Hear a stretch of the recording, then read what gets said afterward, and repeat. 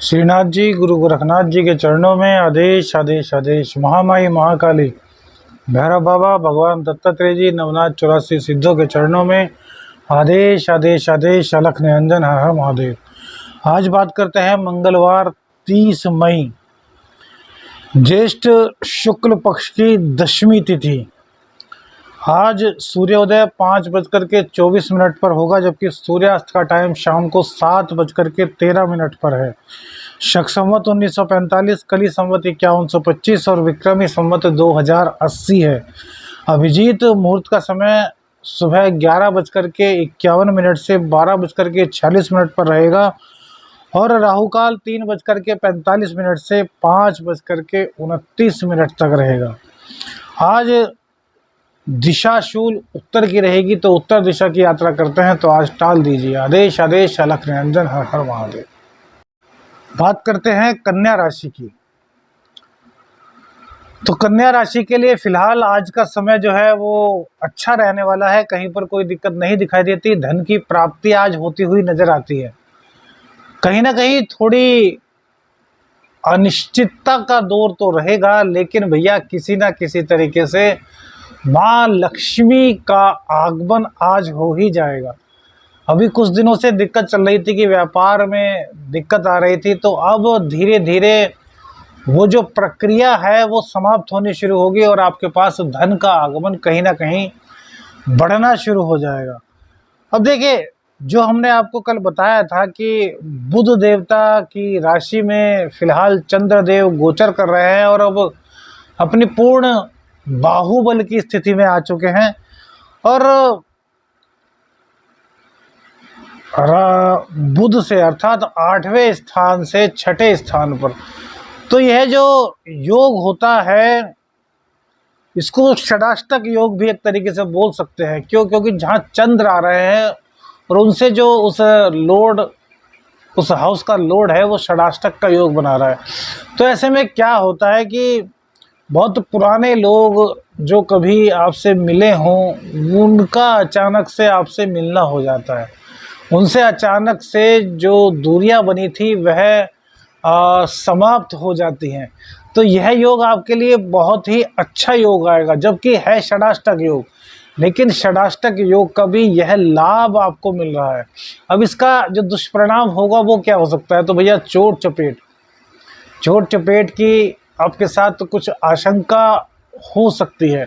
अचानक से पेट में दर्द हो जाना, या फिर किसी से, जैसे आपने किसी को कहा मिलने के लिए अभी हाल ही में 10-15 दिन पहले और वो आपको बार बार टाइम दे रहा है, तो अभी वो आपसे नहीं मिल पाएगा। क्योंकि अभी गोचर की स्थिति में जो बुध है वो बुध देवता कहीं ना कहीं राहु से ग्रसित हैं। राहु का असर उनके पास है, हालांकि अंतर बहुत ज़्यादा हो गया है, लेकिन फिर भी भैया राहु क्रूर ग्रह की संख्या में आते हैं और अनिश्चितता का माहौल ये कायम करते हैं। तो अष्टम में जब अनिश्चितता का माहौल बनेगा तो यह किस में फायदेमंद होगा?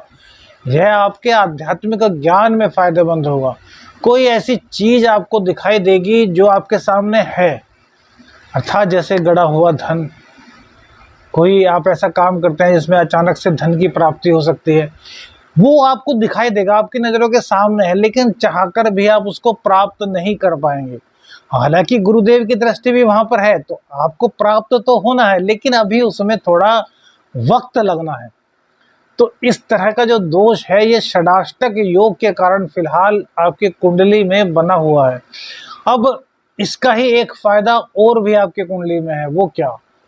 अब जैसे कोई पुराना व्यक्ति आपको मिलेगा तो उससे पुरानी बातें होंगी, तो उन पुरानी बातों में से कोई ऐसी बात निकलेगी जो आपके भविष्य को सुधारने में बहुत अधिक मदद करेगी, या फिर कोई ऐसी घटना जो पूर्व में हो चुकी है और अब आपके जीवन पर परिवर्तन डाल सकती है, प्रभाव डाल सकती है, उस प्रभाव को समाप्त करने के लिए आप क्रियाशील हो जाएंगे। तो इस तरह की जो गोचर की घटनाएं हैं वह फिलहाल आपके साथ गोचरवश बन रही हैं और डिपेंड करती है आपकी अपनी कुंडली पर कि आपकी अपनी कुंडली में क्या क्या दशाएं चल रही हैं। गोचर की यह स्थिति है।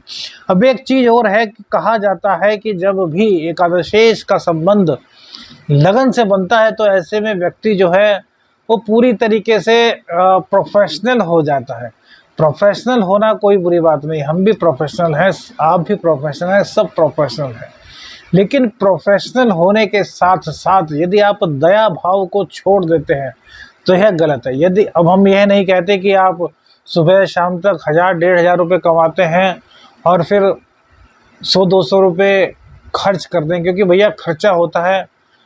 तो यदि आपकी जो अर्निंग है वो 1 लाख के आसपास है पर मंथ, देखिए इसमें कुछ लोगों को बुरा भी लग सकता है, क्योंकि 10,000 जिसकी अर्निंग हो वो भी यह काम कर सकता है। लेकिन हमने 10,000 वाले को इसलिए नहीं कहा क्योंकि वो 10,000 में अपना खर्चा बड़ी मुश्किल से चलाता होगा, 20,000 30,000। तो हमने 1 लाख वाला एक छोटा सा रखा है, कर आप भी सकते हैं। लेकिन यदि आपकी इनकम 1 लाख रुपए है भैया, तो कम से कम 2-3 हज़ार 5,000 रुपये हर मंथ सेवा भाव में खर्च कीजिए, गरीबों पर खर्च कीजिए, या किसी गरीब का आप कार्य कर दीजिए फ्री में। सपोज कीजिए आप साधक हैं तो सबको देखते हैं, सबसे दक्षिणा ले रहे हैं आप, लेकिन कोई आपको लगे कि वास्तव में यार ये है, मजबूर है, तो उसकी आपको सेवा करनी चाहिए फ्री में। क्यों? क्योंकि जो अन्य लोग हैं आपके पास आए हैं वो भगवान ने भेजे हैं। भाई और भी तो साधक होंगे, आपके पास ही क्यों आए वो? या और भी तो जोशी होंगे, आपके पास ही क्यों आए वो? क्योंकि भगवान ने उन्हें आपके पास भेजा है। और उसी में से एक ऐसा व्यक्ति भी भेजा है भगवान ने जिसके पास वास्तव में पैसे नहीं है। एक जोशी हाथ देखकर, उसकी कुंडली देखकर पहचान लेता है कि वास्तव में क्या है, तो आप उसकी फ्री में कुंडली देख दीजिए। तो इससे भगवान की नज़रों में आप चढ़ेंगे। क्या यार और लोगों से पैसा कमाना है? भैया वो साधक है, उसको भी अपने परिवार का पेट पालना है। लेकिन जो एक व्यक्ति या 2 व्यक्ति उन्होंने भेजे हैं उनको आप फ्री में देख लेते हैं। कब? जबकि आपके पास इनकम पर्याप्त हो जाए। और यदि इनकम पर्याप्त ना हो तब भी आप किसी की मदद कर देते हैं, तो भैया सोने पे सुहागा। यह गोचर में, इस गोचर में यदि आप करते हैं तो भैया भगवान की कृपा आप पर किस वक्त कैसे और कितनी हो जाए कोई नहीं जानता। हमारी तो औकात ही क्या है। अब शुक्रदेव चूंकि गोचर कर रहे हैं भैया, अब मंगल देव के साथ आ रहे हैं, तो यहाँ पर आपको सावधान होने की आवश्यकता है। देखिए शुक्रदेव दूसरे के और आपके 9वें भाव के स्वामी हैं, और स्त्री के भी स्वामी होते हैं, पत्नी के भी स्वामी होते हैं। तो जब भी शुक्रदेव मंगल के साथ आते हैं तो मंगल देव उग्र हैं, सेनापति हैं। तो शुक्रदेव हैं शांत, सौम्य, सुंदर। तो कहीं ना कहीं ये अपना प्रभाव छोड़ देते हैं, या कहें कि कहीं ना कहीं दूषित होने लगते हैं, या कहीं ना कहीं मंगल देव को प्रभावित कर देते हैं। समझ रहे हैं ना कहाँ जा रहे हैं? तो यह स्थिति अब आपकी कुंडली में बन रही है। अब चूंकि आपके भाग्येश भी यही है और आपके धनेश भी यही है, यदि आपने इनको खराब कर लिया तो भैया फिर स्थिति आपके लिए बहुत खराब होगी। शुक्रदेव का यहाँ पर प्रवेश करना बहुत उचित है, महाधनी योग बनाएगा जब तक शुक्रदेव यहाँ पर रहेंगे। लेकिन मंगल देव नीच के हैं यहाँ पर, तो आपसे नीच का कार्य करा देंगे। अब नीच के कार्य कैसे होते हैं आप सभी समझते हैं, स्त्री हैं तो भी, पुरुष हैं तब भी। अब स्त्री को ही दोष नहीं दे सकते भैया, अब पुरुष को ही दोष नहीं दे सकते, दोनों तरफ से बात बढ़ेगी तभी तो कुछ होगा।